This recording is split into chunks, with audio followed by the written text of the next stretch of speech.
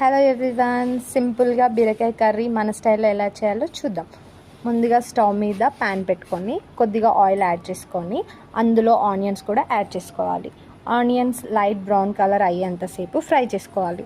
Before that మనం కొంచెం salt add చేసుకోవాలి, ఎందుకు అంటే ఆనియన్స్ ఉడకడానికి. ఆ తర్వాత ఒక లో ఫ్లేమ్లో మళ్ళీ 2 to 3 minutes ఆనియన్స్ ఫ్రై చేయాలి. ఆనియన్స్ ఫ్రై అయ్యాక అందులో కొంచెం పసుపు యాడ్ చేసుకోవాలి. పసుపు యాడ్ చేసిన తర్వాత వెంటనే కొంచెం జింజర్ పేస్ట్ కూడా యాడ్ చేసుకోవాలి. ఆ తర్వాత పుదీనా ఇంకా కొత్తిమీర కూడా యాడ్ చేసుకొని మళ్ళీ లో ఫ్లేమ్లో 2 to 3 minutes ఫ్రై అవ్వనివ్వాలి.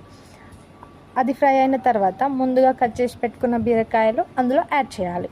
బీరకాయ ముక్కలు వాటర్ పోయేంతసేపు 2 to 3 minutes లో ఫ్లేమ్లో ఉడకనివ్వాలి. బీరకాయలు ఉడికిన తర్వాత దాంట్లో కొంచెం కారం పొడి తగినంత యాడ్ చేసుకోవాలి. మేము 1.5 స్పూన్ యాడ్ చేసుకున్నాం. ఆ తర్వాత పచ్చికారం స్మెల్ పోయేంతసేపు లో ఫ్లేమ్లో కర్రీని ఉడకనివ్వాలి. 2 to 3 minutes ఉడకనివ్వాలి. అంతే, సింపుల్ బీరకాయ curry ready. Thanks for watching.